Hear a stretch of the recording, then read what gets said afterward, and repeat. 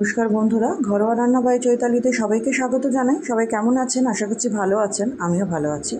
আজকে আমার রেসিপি হচ্ছে একদম স্কুল কলেজের ক্যান্টিন অথবা রাস্তায় দোকানে যেরকম টাইপের ঘুগনি পাওয়া যায়, অসাধারণ খেতে হয়, ঠিক সেই ঘুগনিটা। তার জন্য আমি একটা গুঁড়ো মশলা করে নিচ্ছি। তার জন্য শুকনো খোলায় গোটা গরম মশলা, তেজপাতা, 2টো শুকনো লঙ্কা, 1.5 চামচ গোটা ধনে, 1.5 চামচ গোটা জিরে খুব ভালো মতো নাড়াচাড়া করে ড্রাই রোস্ট করে নেবো। এটাকে আমি মিক্সিতে গুঁড়ো করে নেবো। অবশ্যই গুঁড়ো করার আগে মশলাটা ঠান্ডা করে নেবেন। আর আমি মটর ওভারনাইট ভিজিয়ে রেখে প্রেশার কুকারের মধ্যে ভালো মতো সেদ্ধ করে নিয়েছি, দেখতেই পাচ্ছেন। দিয়ে এদিকে কড়াইতে আমি 3 চামচ মতো সর্ষের তেল দিয়ে আলুগুলো নুন হলুদ দিয়ে খুব ভালো মতো ভাজা ভাজা করে নেবো। নতুন বন্ধু যারা আমার চ্যানেলে প্রথম, চ্যানেলটি এখনও সাবস্ক্রাইব করেননি, অনুরোধ করব চ্যানেলটি সাবস্ক্রাইব করে পাশে থাকা বেল আইকনটা প্রেস করে অল নোটিফিকেশানটা অন করে নেবেন, যাতে চ্যানেলে যখনই নতুন নতুন রেসিপি আপডেট করা হবে সর্বপ্রথম আপনাদের নোটিফাইড করে দেওয়া হবে। আর পুরনো বন্ধুদের অনেক ধন্যবাদ সাবস্ক্রাইব করে পাশে থাকার জন্য, আমাকে সহযোগিতা করার জন্য। আলুগুলো ভাজার পর আমি তুলে নিলাম। তারপর সেই তেলের মধ্যেই আমি 2টো মতো পেঁয়াজ এরকম ছোটো ছোটো কুচি করে কেটে রেখেছিলাম দিয়ে দিলাম। দিয়ে হালকা ভাজা ভাজা করে নেব। করে নিয়ে আমি ওই 1 ইঞ্চি আদা আর প্রায় 10-12টা রসুন গ্রেট করে নিয়ে থেতো করেছিলাম, সেটা আমি মিশিয়ে দিচ্ছি। মিশিয়ে দিয়ে পেঁয়াজের সাথে খুব ভালো মতো আদা রসুনটা আমাকে ভাজা ভাজা করে নিতে হবে। যখন দেখবো আদা রসুন পেঁয়াজ থেকে কাঁচা গন্ধটা চলে গেছে, যতক্ষণ না যাচ্ছে আমাকে কিন্তু সময় নিয়ে ভাজা ভাজা করতে হবে, লক্ষ্য রাখতে হবে যাতে পুড়ে না যায়।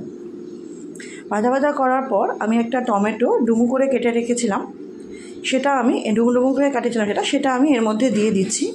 দিয়ে আদা রসুন পেঁয়াজের সঙ্গে টমেটোটা খুব ভালো মতো আমাকে ভাজা ভাজা করে নিতে হবে।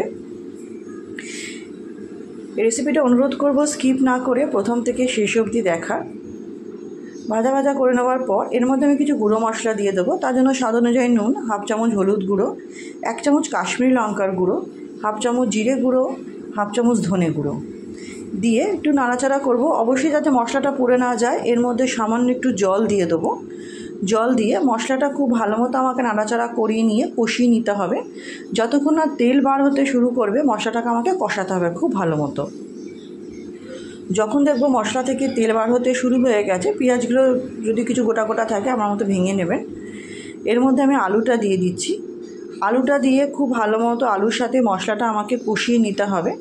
আলুর সাথে মশলাটা কষিয়ে নেওয়ার পর এর মধ্যে আমি যে মটরটা সেদ্ধ করে রেখেছিলাম সেটা দিয়ে দেবো। সেটা দিয়েও আমাকে আলু মটরটা খুব ভালো মতো কষিয়ে নিতে হবে। যখন দেখব আলু মটরটা খুব ভালো মতো কষে গেছে, এর থেকে আমার তেল বার হয়ে এসেছে, আলু মটরটা কষাবার সময় না আমি 5 মিনিট মতো ঢেকে রেখেছিলাম। আপনারাও যখন আলু আর মটরটা কষাবেন অবশ্যই ঢেকে রাখবেন। তাতে কি হবে, আলু মটরের মধ্যে মশলাটাও ঢুকবে আর খেতেও কিন্তু অপূর্ব হয়। মশলাটা 5 মিনিট পর যখন দেখুন খুব ভালো মতো কষে গেছে, 2 কাপ মতো জল দিয়ে দিলাম। আপনারা গ্রেভিটা কতটা মাখা মাখা খাবেন বা ঝোল ঝোল খাবেন সেই অনুযায়ী জলের পরিমাণটা কমিয়ে বাড়িয়ে নেবেন। জলটা দিয়ে খুব ভালো মতো যখন দেখবো জলটাও শুকিয়ে এসেছে আর আলু মটরটাও মজে গেছে খুব ভালো মতো, এর মধ্যে আমি যে গুঁড়ো মশলাটা বানিয়েছিলাম না, ধনে জিরে গরম মশলা তেজপাতা শুকনো লঙ্কা, সেই গুঁড়োটা আমি 3 চামচ মতো দিয়ে দিলাম। আলাদা করে শাহি গরম মশলা আর দিইনি, যেহেতু ওই মশলাটার মধ্যে ছিল।